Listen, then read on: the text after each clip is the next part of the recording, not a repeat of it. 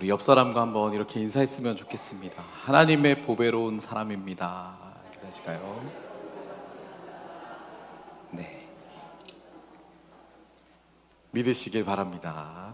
네, 오늘은 낙심으로 떠나게 될 때라는 제목으로 함께 누가복음 말씀을 나누고자 합니다.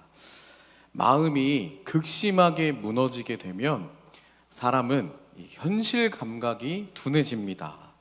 그리고 마음이 극심하게 무너지면 상황 파악을 제대로 할 수 없습니다. 인지력이 무너지기 마련입니다. 제가 언제 이런 경험을 해봤냐면 군대에서 이등병 시절에 이런 경험을 해봤습니다. 군대에서 첫 자대 배치를 받아서 이제 문을 열고 들어가는데 어떤 선임이 거의 국룰이더라고요. 주먹 한번 줘보시겠어요? 이제 눈을 한번 갖다 대보시겠어요? 이게 뭐라고 할까요? 이게 보이세요? 이 틈으로? 안 보이시죠? 이제 선임들이 뭐라 그러냐면 이게 바로 너의 앞날이야. 이게 바로 너의 앞으로의 군 생활이야 라고 얘기를 하는 거예요. 그래서 정말 깜깜하고 앞이 보이지 않는데 어떡하지? 라는 그 긴장감 속에 이등병 생활을 보냈습니다. 그래서 정말 그 선임들이 말하는 것처럼 이등병 내내 앞이 보이지 않는 거예요. 긴장되고 절망스럽고 낙심이 되고 이런 마음들이 이등병 생활 속에 참 많이 있었습니다. 그리고 그렇게 제 자신이 한심스러워 보이더라고요. 그렇게 제 자신이 비참하게 여겨지더라고요. 잘 걸음 걷던 것도 손발이 동시에 나가고 말을 잘했던 것도 다 낚아 안 쓰면 혼나니까 어버버버 하게 되고 굉장히 그런 제 자신을 보면서 너무 마음에 여유도 없고 낙심되고 절망했던 시절을 보냈던 것 같습니다. 언제 괜찮아질까요? 그렇죠. 병장이 되고 상병이 되고 위에 선임들이 별로 이제 없어지게 되니까 이렇게만 보였던 제 군생활이 점점 이렇게 펴지는 거예요, 손이. 그러면서 좀 밝게 보여지게 되더라고요. 그래서 여유가 생기고 또 근심이 조금 사라지고 내가 할 수 있는 부분들이 점점점 생겨나게 되니까 이등병 때 내가 왜 그렇게 절망했나, 왜 그렇게 낙심했었나 라는 생각이 여유가 생기고 나니까 좀 들게 됐습니다. 사실 이 근심, 낙심 이런 마음들이 우리 삶에 지배적이게 될 때 우리의 일상이 참 버겁습니다. 근심하지 않고 싶어도 마음대로 되지 않는 것이 우리의 마음이고 우리의 연약한 인생입니다.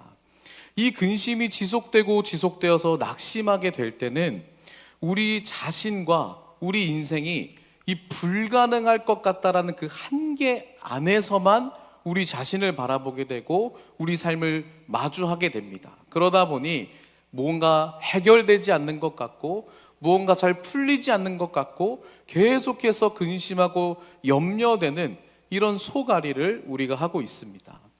예수 그리스도를 믿고 따르는 신앙인들도 이 문제에 대해서 사실 자유롭지 못합니다. 교회 안에서는 잘 드러나진 않지만 소가리 하시는 분들이 정말 많이 있습니다.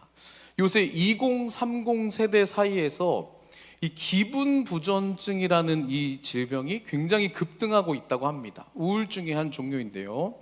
이런 상황들이 우리의 삶에 계속해서 생겨나고 있습니다. 그리고 이런 부분들이 방치되고 지속될 경우에 믿음과 내 삶이 분리되어서 말씀이 실제가 되지 못하는 삶을 살아가게 됩니다. 그래서 우리 앞서서 하나님의 보배로운 사람입니다 라고 인사했지만 이러한 것들이 와닿지가 않는 것입니다.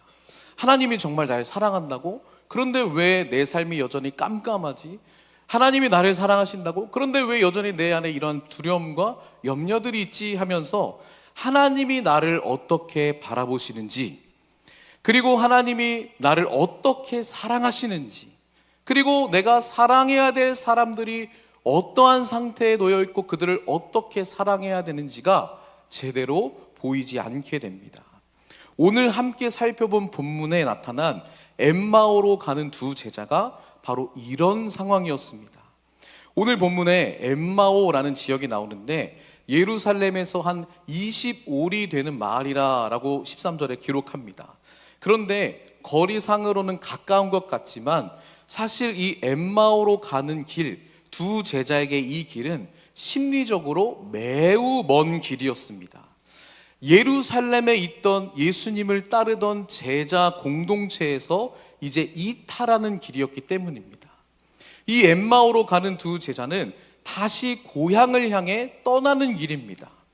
왜 이들이 엠마오로 떠나게 되었냐면 예수님의 죽으심 때문이었습니다. 예수님이 십자가에 처형당하고 모든 것이 끝났다라고 여겨졌기 때문입니다. 누구보다 가까이 예수님을 따르던 두 제자는 이제 예루살렘을 떠납니다. 예루살렘에서 예수님을 통해서 가장 큰 기대와 소망을 했지만 그 모든 것이 십자가 처형 앞에 완전히 무너졌고 더 이상 주님을 따를 길이 없자 그들은 엠마오로 떠나게 됩니다. 그래서 두 제자는 낙심한 채 엠마오를 향해 터벅터벅 걸어가고 있습니다.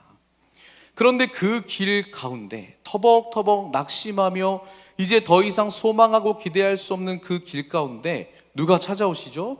예수님께서 찾아오십니다. 우리는 이 본문에 예수님이 부활하셔서 찾아오신 걸 잘 알고 있지만 이 당시에 이 엠마오로 가던 두 제자는 그분이 예수님인지를 못 알아봅니다. 15절 16절을 함께 다시 한번 읽어보겠습니다. 우리 15절 16절입니다. 시작. 그들이 서로 이야기하며 문의할 때에 예수께서 가까이 이르러 그들과 동행하시나 그들의 눈이 가려져서 그인 줄 알아보지 못하거늘. 예수님께서 부활하심으로 두 제자에게 찾아오셨습니다. 그런데 이 두 제자가 어떻게 되죠? 알아봅니까? 못 알아봅니다. 눈이 가리워졌다라고 누가복음의 저자가 표현합니다. 무엇으로 눈이 가려졌을까요? 아까 뭐죠? 이거 절망, 낙심, 기대가 무너져서 예수님을 못 알아보는 것입니다. 앞이 너무 깜깜해서 내 곁에 부활하셔서 찾아오신 주님을 못 알아보고 있다라고 기록합니다.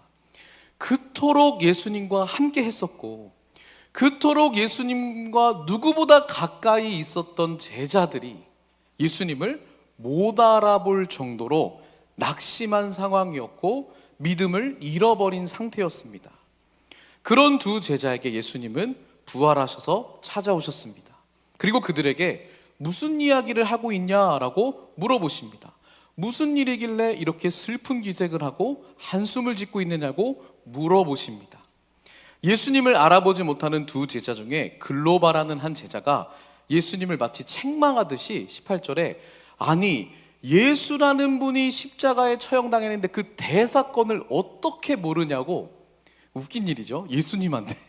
예수님에게 그렇게 마치 예수님을 다른 사람으로 이제 여겼던 거죠. 그러면서 예수님을 책망하듯이 그 대사건을 모르냐라고 책망합니다. 예수님이 십자가에 처형당한 이 사건을 왜 혼자만 모르냐고 빈잔을 줍니다. 그 사건으로 인해서 모두가 절망했다라고 말합니다. 그 사건으로 인해서 예수님을 따르고 예수님께 기대했던 우리 모두가 낙심해서 떠나는 상황이다라고 지금 이야기합니다. 낙심한 제자는 예수님에 대해서 이렇게 예수님을 이해하고 생각했다라고 이야기합니다. 우리 21절의 말씀을 다시 한번 읽어보겠습니다. 21절입니다. 시작. 우리는 이 사람이 이스라엘을 속량할 자라고 바랐노라.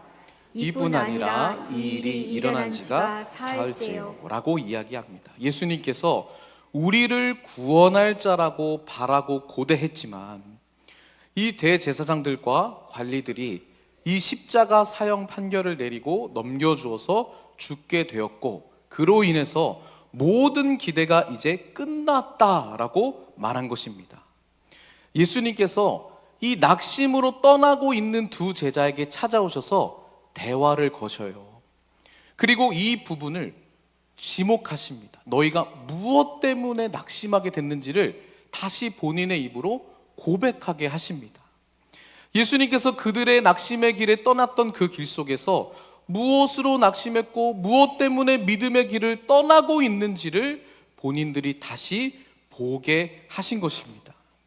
제자들은 이야기를 이어갑니다.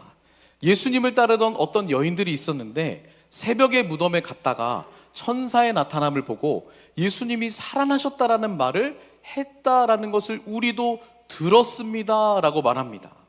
부활의 소식을 이 엠마오로 떠난, 믿음의 길을 떠난 이 두 제자도 부활의 소식을 듣긴 들었던 것입니다.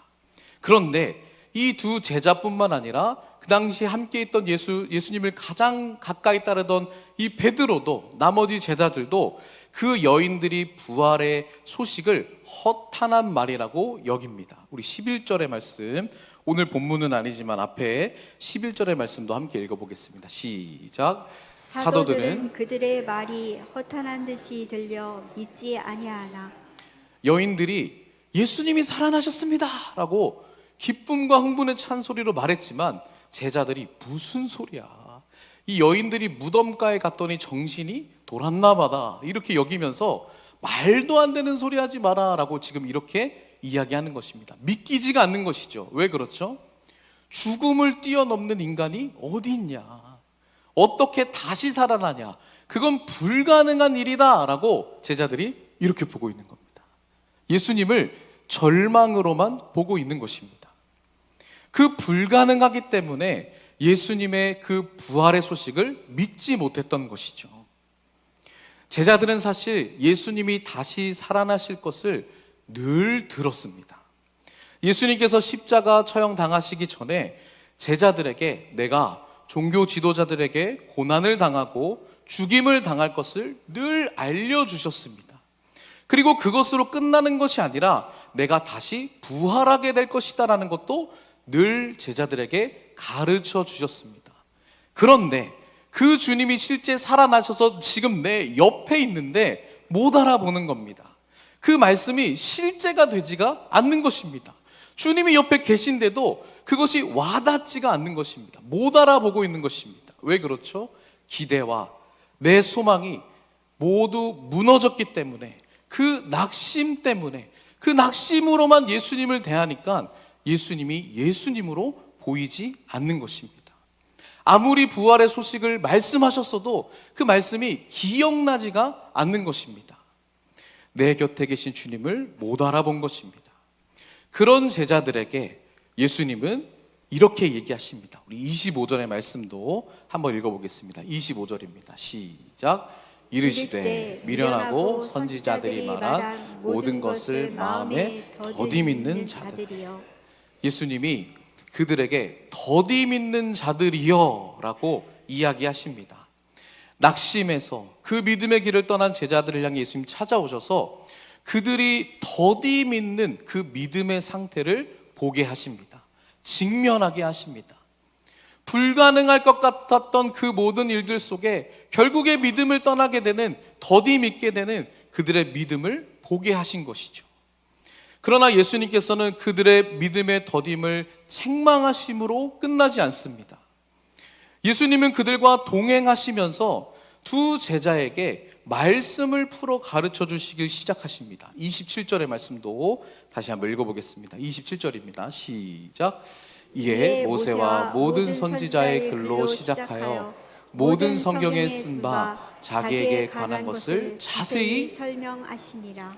예수님이 구약 내내 하나님께서 약속하시고 보내실 이가 바로 나다, 예수 그리스도라는 것을 자세하게 말씀을 풀어 이 낙심한 제자들에게 설명해 주고 계십니다. 그리고 함께 그 말씀과 함께 이 말씀도 하셨는데 26절의 말씀도 한번 읽어보겠습니다. 위에 것만 읽겠습니다. 26절입니다. 시작. 그리스도가 이런 고난을 받고 자기 영광에 들어가야 할 것이 아니냐 하시고. 이 말씀은 늘 제자들에게 이야기하셨던 말씀입니다. 내가 고난을 받고 그 후에야 영광에 들어가게 될 것이다. 십자가의 고난의 죽음과 그것으로 끝나지 않고 부활하심으로 하나님께 영광을 돌리는 삶을 살아가게 될 것이다 라는 이야기를 제자들에게 늘 하셨던 그 말씀을 지금 낙심하고 떠나는 제자들을 향해 들려주고 계십니다. 이 말씀은 위에 본문에 6절에도 이렇게 얘기하는데 우리 6절도 함께 읽어보겠습니다. 6절입니다. 시작. 여기 계시지 않고 살아나셨느니라. 갈릴리에 계실 때에 너희에게 어떻게 말씀하셨는지를 기억하라. 여인들이 예수님의 죽음 앞에 빈 무덤을 보고 절망하고 있던 상황 속에서 천사가 나타나서 뭐라 하죠? 기억하라. 뭘 기억하라 하죠? 늘 너희에게 뭐라고 말씀하셨는지를 기억하라는 겁니다. 뭘 말씀하셨죠? 죽음을 이기시고 다시 사실 것을 약속하신 그 말씀을 기억해내라 라고 하나님의 천사들이 여인들을 독려했던 것처럼 지금 예수님이 낙심하여 길을 떠나고 있는 이 두 제자의 믿음을 독려하고 계신 것입니다. 믿음을 떠나 이제 모든 것이 끝났다고 여기며 떠나고 있는 그들을 향해서 믿음의 그 길로 다시 돌아올 수 있도록, 예수님의 말씀을 믿는 자리로 다시 돌아올 수 있도록 기억하라. 너희에게 말씀하신 그 주님을 기억하라 라고 이야기하고 있는 것입니다. 하나님께서는 절망과 근심, 낙심으로 인해서 믿음이 더딘 우리에게 찾아오십니다. 그 주님이 찾아오셔서 우리의 믿음 없음을 보게 하시고 무엇 때문에 낙심했는지를 보게 하십니다. 그것으로 끝나는 것이 아니라 그 속에서 우리에게 말씀하시기 시작하십니다. 우리의 삶에 어떻게 함께 하셨는지를 기억나게 하시도록 말씀하신다는 것입니다. 그 절망으로만 주님을 대하지 않도록 우리에게 말씀을 기억나게 해주시는 것입니다. 우리의 삶에 어떻게 말씀하셨고 어떻게 우리를 도우셨는지를 말씀을 통해 기억나게 하신 것입니다. 그런데 두 제자는 여전히 아직도 예수님을 알아보지 못합니다. 그러나 예수님과 함께하고 싶은 마음이 그들에게 생겨나기 시작합니다. 그래서 29절에 예수님, 우리와 동행해 주십시오. 그리고 우리와 함께 유하여 주십시오. 우리와 함께 먹고 마시며 여기에 좀 머물러 주십시오라고 두 제자가 예수님을 초대합니다. 예수님은 그 요청에 그들과 함께 머무십니다. 그리고 그들과 함께 식사하십니다. 그 식사의 자리에서 낙심했던, 이렇게만 예수님을 보았던 그들의 눈이 드디어 떠지기 시작합니다. 30절 31절을 함께 읽어보겠습니다. 30절 31절입니다. 시작. 그들과 함께 음식 잡수실 때에 떡을 가지사 축사하시고 떼어 그들에게 주시니 그들의 눈이 밝아져 그은 줄 알아보더니 예수는 그들에게 보이지 아니하시는지라. 예수님이 떡을 가지시고 기도하십니다. 그리고 그 떡을 떼어서 나눠주십니다. 그걸 본 두 낙심한 제자가 예수님이다 라고 알아보기 시작합니다. 왜 그렇죠? 예수님이 언제 이것을 하셨죠? 예수님이 제자들에게 언제 기도하시고 떡을 떼어주시고 나눠주시는 일을 하셨죠? 십자가 지시기 전날 밤 제자들을 모아두시고 마지막 만찬을 하시면서 이 떡을 떼어 나눠주시면서 뭐라 하시죠? 이 떡은 너희를 위한 나의 몸이다 라고 이야기하십니다. 우리 누가복음 22장 19절도 함께 읽어보겠습니다. 함께 읽겠습니다. 시작. 또 떡을 가져 감사 기도하시고 떼어 그들에게 주시며 이르시되 이것은 너희를 위하여 주는 내 몸이라. 너희가 이를 행하여 나를 기념하라 하시고. 이 예수님이 다시 기억난 것입니다. 이 예수님이 지금 우리 곁에 계시네라고 보여지기 시작하는 것입니다. 너희를 위하여 주는 내 몸이다 라고 그 몸이 찢기셔서 십자가에 죽으신 그 예수 그리스도께서 내 삶에 살아나셔서 다시 찾아오심이 드디어 보여진 것입니다. 우리를 위하여 주신 내 몸이다 라고 주신, 먹게 하신 그 예수님이 이 떡을 떼어 나눠주심을 통해 제자들에게 다시 기억나기 시작했던 것입니다. 낙심했던 그들의 마음 가운데, 믿음을 포기해야만 했던 그들의 그 엠마오로 가는 길 한가운데 주님은 생명으로 찾아오셔서 다시 회복하게 하심으로 그들을 밝히 보게 하십니다. 주님이 그제서야 선명하게 보이기 시작합니다. 그 길에 예수님이 동행하지 않으셨으면 이들은 여전히 엠마오를 향해 걸어갔을 것입니다.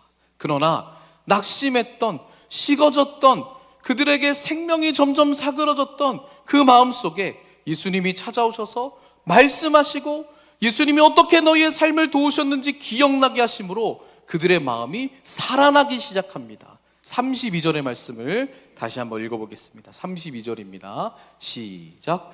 그들이 서로 말하되 길에서 우리에게 말씀하시고 우리에게 성경을 풀어주실 때에 우리 속에서 마음이 뜨겁지 아니하더냐 하고.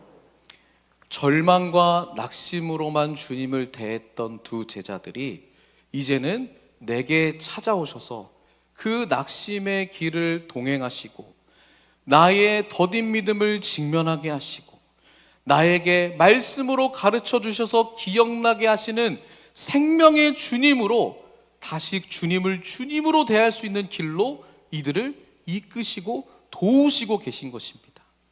그 예수님이 오늘 지금 여기에 여러분들과 함께 계심을 믿으시길 바랍니다.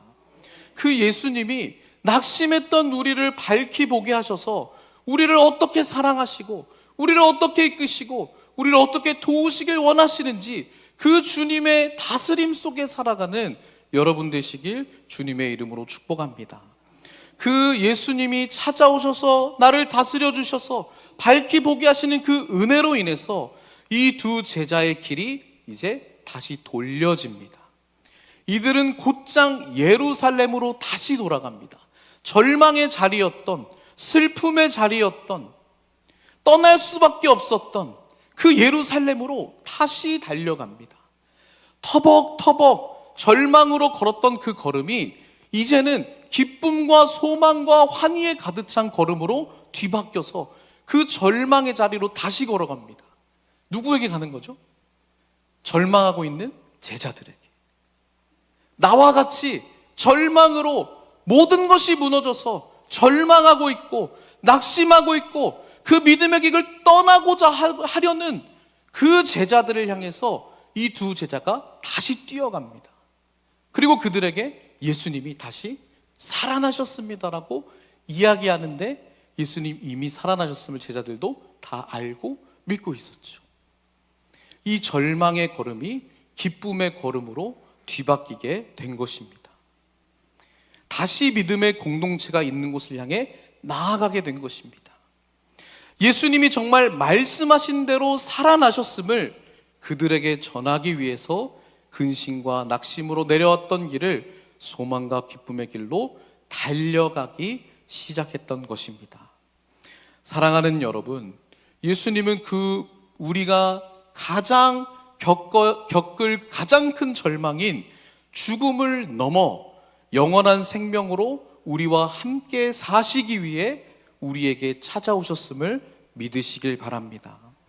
그 죽음을 넘어 인간이 가장 크게 낙심할 이유인 죽음을 넘어서 영원한 생명으로 함께 하시는 주님을 전하는 삶으로 여러분들을 부르시고자 우리의 삶에 찾아오셨음을 믿으시길 바랍니다.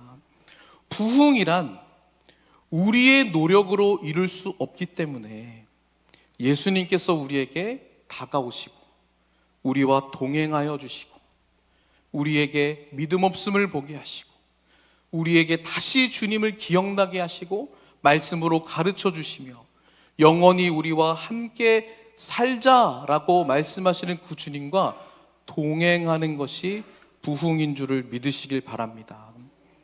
죽음도 생명도 하늘의 그 어떤 권세도 우리를 향하신 그 하나님의 열심과 사랑을 끊을 수 없음을 부활의 주님을 통해 믿으시길 바랍니다. 주님의 그 사랑과 그 다스림 속에 살아가는 것이 바로 부흥입니다. 그 생명의 주님으로 나를 다시 바라보며 그 생명의 주님으로 내가 처한 모든 문제를 다시 바라보며 그 생명의 주님으로 내가 돌아가야 할 곳을 다시 돌아가며 내가 사랑해야 할 공동체를 다시 보게 되는 것이 부흥인 줄을 믿으시길 바랍니다. 기쁨으로 그들에게 나와 동행하신 주님을 증거하는 것이 그리스도인이요 생명으로 살아가는 자임을 믿으시길 바랍니다. 낙심될 때 여러분 곁에 계신 주님을 주님으로 대하시길 축복합니다. 낙심될 때 주님을 이렇게만 보는 것이 아니라 주님, 이렇게만 주님을 보고 있는 내 손을 펼쳐 주십시오. 주님, 주님을 내 주님, 생명의 주님으로 대할 수 있는 믿음을 주십시오라고 기도할 수 있는 여러분 되시길 주님의 이름으로 축복합니다. 낙심될 때 여러분과 영원히 함께 하시고자, 그 믿음을 온전케 하시고자 우리에게 다시 찾아와 오늘 지금 이곳에 여기에 말씀하시는 주님을 믿음의 눈으로 바라보며 기쁨으로 그 주님의 사랑을 전하도록 회복시키시는 주님께 함께 해 주십시오라고 요청하는 여러분 되시길 주님의 이름으로 축복합니다.